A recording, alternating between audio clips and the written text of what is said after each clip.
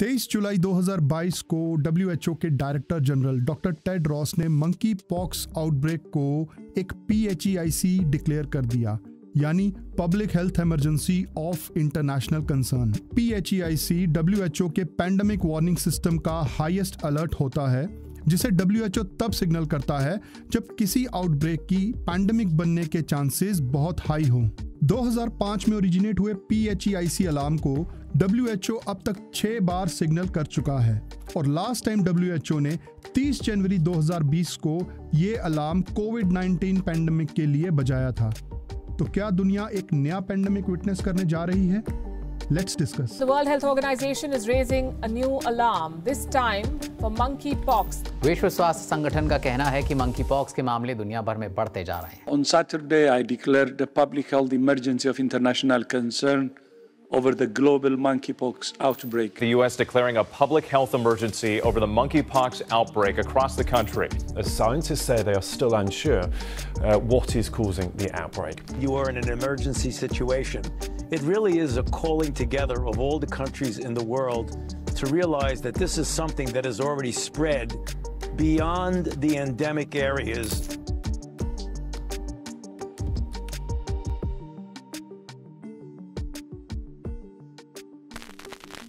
अर्थ पर ह्यूमंस की एग्जिस्टेंस के 3.5 बिलियन ईयर्स पहले से वायरसेस एग्जिस्ट करते हैं और जितने इस यूनिवर्स में स्टार्स हैं उससे मिलियंस ऑफ टाइम्स ज़्यादा अर्थ पर वायरसेस हैं।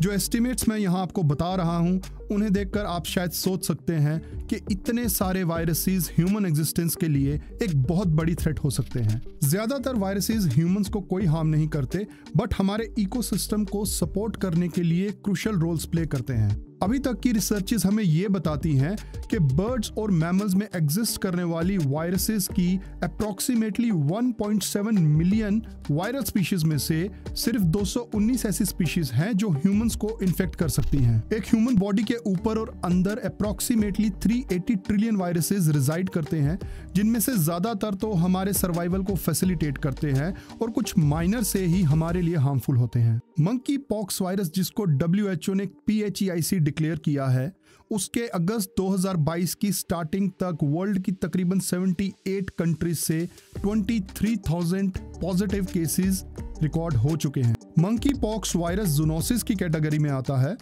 मतलब इसका animal to human transmission possible होता है और मंकी पॉक्स वायरस कोई नया वायरस नहीं है।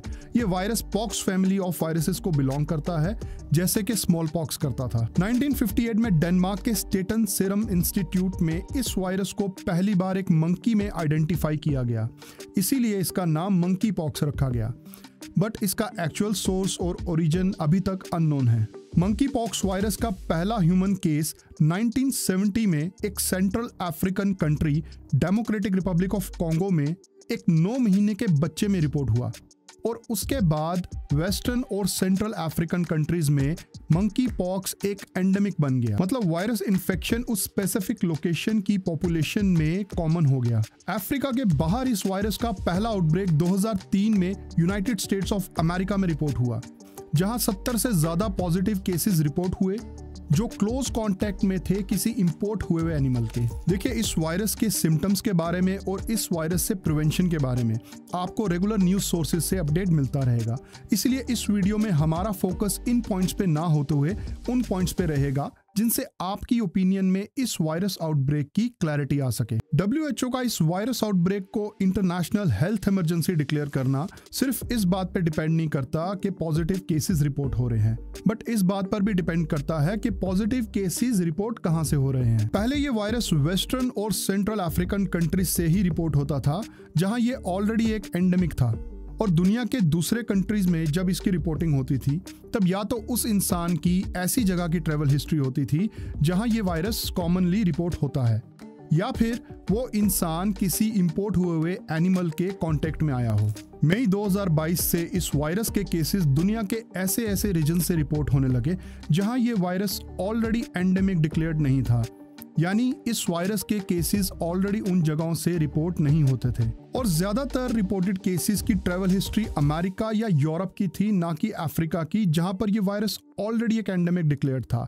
और नए रिपोर्टेड केसेस में किसी इन्फेक्टेड एनिमल से क्लोज कांटेक्ट का कोई लिंक एस्टैब्लिश नहीं हुआ। यहाँ WHO के पैनिक होने की एक बहुत बड़ी वजह यह भी है कि जून एंडिंग से जुलाई स्टार्टिंग के पीरियड में मंकी पॉक्स के केसेस में 70% इंक्रीज रिपोर्ट हुआ है और मैक्सिमम केस बर्डन जो है वो यूरोप से है और मेजॉरिटी ऑफ केसेस में अफ्रीका की कोई ट्रैवल हिस्ट्री नहीं है, जिसका मतलब ये है कि अब वायरस का लोकल स्प्रेड स्टार्ट हो गया है बहुत सी कंट्रीज में। मंकी पॉक्स का स्प्रेड जो डेली बेसिस पर बढ़ रहा है उसमें अब ट्रांसमिशन एनिमल टू ह्यूमन ना होते हुए लार्जली अब ह्यूमन टू ह्यूमन ही है। एज पर WHO इस वायरस का ट्रांसमिशन किसी इन्फेक्टेड पर्सन के क्लोज कांटेक्ट में आने से होता है, like skin to skin contact या रेस्पिरेटरी कांटेक्ट। मई 2022 के बाद आने वाली रिपोर्ट्स और एपिडेमोलॉजिकल एविडेंसेस के बेसिस पर यह पता चला कि मंकी पॉक्स वायरस का ट्रांसमिशन मेल पॉपुलेशन डोमिनेटेड है और इसमें भी ट्रांसमिशन ज्यादा है सेक्सुअली एक्टिव एज ग्रुप में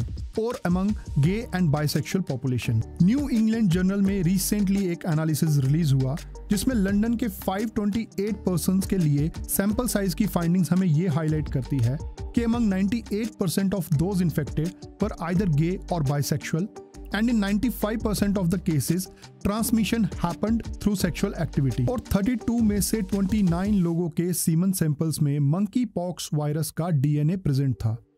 but mere presence of virus DNA in semen sample infection को STD यानी कि सेक्सुअली ट्रांसमिटेड डिजीज डिक्लेयर करने के लिए इनफ एविडेंस नहीं है। बट अभी तक की अवेलेबल फाइंडिंग्स के बेसिस पर कई एक्सपर्ट्स इस वायरस स्प्रेड को सेक्सुअल एक्टिविटी के साथ रिलेट कर रहे हैं and it is quite possible कि फर्दर रिसर्च के बाद it might emerge as a sexually transmitted infection. After all HIV को एक सेक्सुअली ट्रांसमिटेड इन्फेक्शन डिक्लेयर करने में रिसर्चर्स को कुछ साल लग गए थे। एट प्रेजेंट WHO इस बात पर अनक्लियर है कि whether this infection is transmitted sexually.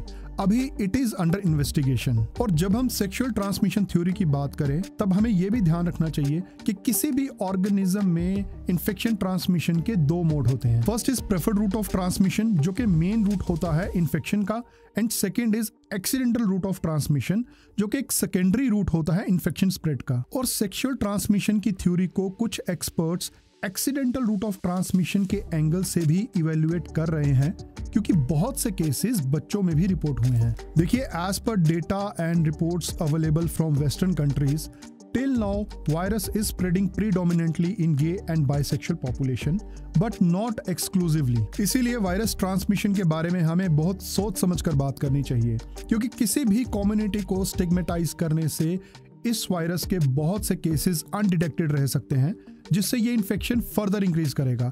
और ऐसा हम 1981 में HIV एड्स पेंडेमिक के स्प्रेड में विटनेस कर चुके हैं। और हमें यह भी ध्यान में रखना चाहिए कि इंडिया में अभी तक ऐसा कोई डेटा या फिगर्स रिलीज नहीं हुए हैं जिसके बेसिस पर हम इस वायरस के पैटर्न ऑफ ट्रांसमिशन के ऊपर कोई सॉलिड थ्योरी बिल्डअप कर सके या फिर इसके स्प्रेड को किसी पर्टिकुलर कम्युनिटी के साथ रिलेट कर सके। और आगे चलकर अगर एक्सपर्ट्स ऐसी किसी थ्योरी पर अग्री करते भी हैं तब भी इस डिजीज को किसी पर्टिकुलर कम्युनिटी पे स्टिग्मेटाइज करना लार्जर पब्लिक इंटरेस्ट में नहीं होगा क्योंकि ऑलरेडी हम लोग एक पेंडेमिक विटनेस कर चुके हैं। इसलिए हम सब में से बहुत लोगों के मन में ये सवाल उठता होगा कि क्या ये मंकी पॉक्स वायरस आउटब्रेक कोविड-19 जितना ही लीथल है। वेल, अभी तक के रिसर्च डेटा के बेसिस पे हम बोल सकते हैं कि मंकी पॉक्स आउटब्रेक कोविड-19 जितना लीथल नहीं है। बहुत से एविडेंसेस के बेसिस पर एक्सपर्ट्स इस वायरस को सेल्फ लिमिटिंग भी बोल रहे हैं। इसमें सबसे क्रूशियल एविडेंस ये है कि मंकी पॉक्स वायरस कोविड-19 की तरह RNA वायरस ना होते हुए एक DNA बेस्ड वायरस है, इसीलिए इसका रेट ऑफ म्यूटेशन भी सिग्निफिकेंटली लोअर है। और अभी तक की गई जीनोम सीक्वेंसिंग से ये पता चला है कि मंकी पॉक्स वायरस के दो ही वेरिएंट्स एग्जिस्ट करते हैं। पहला है कॉन्गो बेसिन वेरिएंट जो ज्यादा वायरुलेंट और फेटल है, और दूसरा है वेस्ट अफ्रीकन वेरिएंट जो पहले वाले के कंपैरेटिवली कम वायरुलेंट और फेटल है। पॉजिटिव रिकॉर्डेड केसेस में की गई जीनोम सीक्वेंसिंग से ये क्लियर हुआ है कि मंकी पॉक्स के अभी तक रिपोर्टेड तकरीबन सारे केसेस वेस्ट अफ्रीकन वेरिएंट के हैं जिसका मोर्टेलिटी रेट 1% से भी कम है। बट इंडिया जैसी पॉपुलेटेड कंट्री में ये 1% भी बहुत बड़ा नंबर बन सकता है। जीनोम सीक्वेंसिंग से एक चीज और क्लियर होती है कि प्रेजेंट आउटब्रेक नए और यूनिक ट्रांसमिशन नेटवर्क्स की वजह से हुई है, ना कि किसी नई म्यूटेशन या नए वेरिएंट की वजह से। और अभी तक वेस्टर्न कंट्री से अवेलेबल डेटा और रिपोर्ट्स ये सजेस्ट करते हैं कि मंकी पॉक्स आउटब्रेक के एक पैंडेमिक बनने के चांसेस रिलेटिवली कम है और सिर्फ 13% केसेस को हॉस्पिटलाइजेशन की जरूरत पड़ी है, जिससे पब्लिक हेल्थ सिस्टम भी ओवरबर्डन नहीं होगा जैसा कि कोविड-19 पैंडेमिक के टाइम हुआ था। अभी तक की सारी डिस्कशन में एक बहुत क्रूशियल पार्ट हम मिस कर रहे हैं कि क्या रीजंस हैं जिसकी वजह से पिछले एक डिकेड में WHO को 7 आउटब्रेक्स को पब्लिक हेल्थ इमरजेंसी डिक्लेयर करना पड़ा। इसके रीजंस भी वही हैं जो ज्यादातर ग्लोबल लेवल प्रॉब्लम्स के हैं, जैसे कि deforestation, global warming, climate change और increased global travelling. Mining, logging, agriculture और इंडस्ट्रियलाइजेशन जैसी ह्यूमन एक्टिविटीज की वजह से डिफॉरेस्टेशन होती है और ह्यूमंस का कांटेक्ट बढ़ता है एक वाइड रेंज ऑफ एनिमल्स के साथ, जो कि होस्ट और कैरियर हो सकते हैं अलग अलग वायरसेस और पैथोजेंस के। 1976 में कोंगो की इबोला आउटब्रेक और 1991 की मलेशिया और सिंगापुर की निफा वायरस आउटब्रेक ऐसी कुछ एग्जांपल्स हैं। 2017 के साइंस जर्नल में पब्लिश हुई एक स्टडी ने यह सजेस्ट किया है कि शिफ्टिंग रेनफॉल पैटर्न्स और राइजिंग ग्लोबल टेम्परेचर की वजह से nearly half of the world species already नए प्लेसेस पे मूव कर रही हैं। और जब टेरेस्ट्रियल बर्ड्स और एनिमल्स माइग्रेट करते हैं तब वो अपने साथ बहुत से जूनोटिक वायरसेस भी कैरी करते हैं। और 2017 के ही एक जर्नल इमर्जिंग इन्फेक्शंस में पब्लिश हुई स्टडी के अकॉर्डिंगली हर साल दुनिया भर में 2.5 billion cases of human illness और 2.7 million cases of human deaths zoonotic diseases की वजह से होती हैं। और मेरी ओपिनियन में जूनोटिक डिजीजेस के अगेंस्ट हमें सबसे बड़ा चैलेंज फेस करना पड़ सकता है ग्लेशियर्स के मेल्ट होने की वजह से। जहां ग्लेशियर्स के मेल्ट होने की वजह से एक तरफ सी लेवल राइज होता है, वहीं दूसरी तरफ उन ग्लेशियर्स में स्टोर्ड एनिशिएंट और अनडिस्कवर्ड वायरसेस के रिलीज होने के चांसेस भी बढ़ते हैं, ऐसे वायरसेस के जिनके बारे में शायद हमारे रिसर्चर्स के पास कोई प्री डिफाइंड नॉलेज नहीं होगी।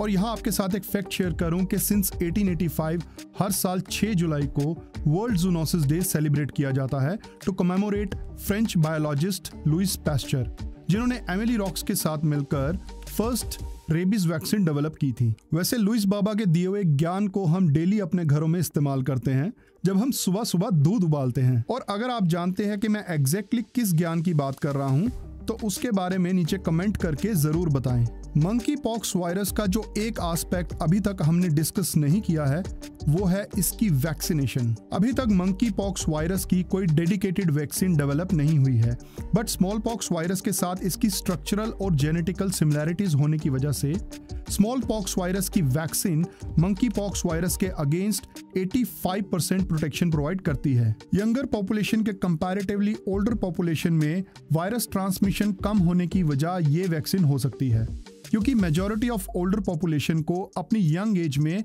स्मॉल पॉक्स की वैक्सीन लगाई गई थी। 40 साल बाद भी ये वैक्सीन इम्यूनिटी प्रोवाइड कर रही है, ये कहना थोड़ा डाउटफुल होगा, क्योंकि इनिशियल सर्टिफिकेशन के बेसिस पर ये वैक्सीन 3 से 5 साल की इम्यूनिटी प्रोवाइड करती है। वैक्सीन के रिगार्डिंग एक प्रॉब्लम ये भी है कि 1980 में स्मॉल पॉक्स की इरेडिकेशन के बाद इस वैक्सीन को डिसकंटिन्यू कर दिया गया।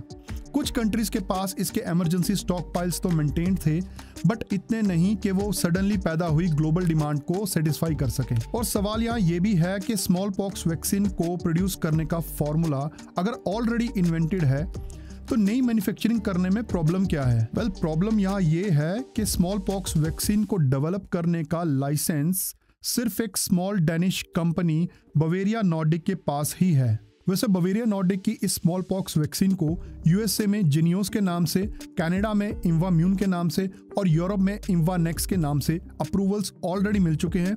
और ये अप्रूवल्स मंकी पॉक्स के अगेंस्ट इन वैक्सीन्स के यूज को भी कवर करते हैं। इंडिया में 4 जुलाई तक मंकी पॉक्स के 9 केसेस रिपोर्ट हुए हैं।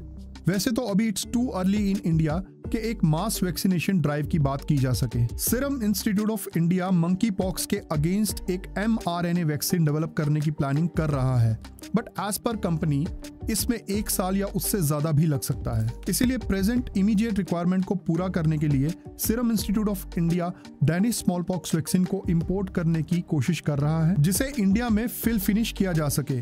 मतलब वैक्सीन के बल्क स्टॉक को इंपोर्ट करके उसकी इंडिया में बॉटलिंग और लेबलिंग करके उसे यूज करने के लिए रेडी किया जा सके। मंकी पॉक्स वायरस के बारे में डिस्कशन करते हुए हमें अफ्रीकन कंट्रीज की मेडिकल और रिसर्च कम्युनिटी को भी अप्रिशिएट करना चाहिए, जिन्होंने कई सालों तक इस वायरस को इफेक्टिवली मैनेज किया और बाकी दुनिया को इस वायरस के बारे में काफी यूजफुल नॉलेज भी प्रोवाइड की। कोविड-19 और मंकी पॉक्स जैसे आउटब्रेक्स को मैनेज करने के लिए एक अफ्रीकन प्रोवर्ब यहाँ पे बिल्कुल दुरुस्त बैठता है। If you want to go fast, go alone. If you want to go far, go together. आपको वीडियो अगर इंफॉर्मेटिव और एजुकेटिव लगा हो तो वीडियो को लाइक, शेयर और चैनल को सब्सक्राइब करके हमें सपोर्ट जरूर करें। धन्यवाद।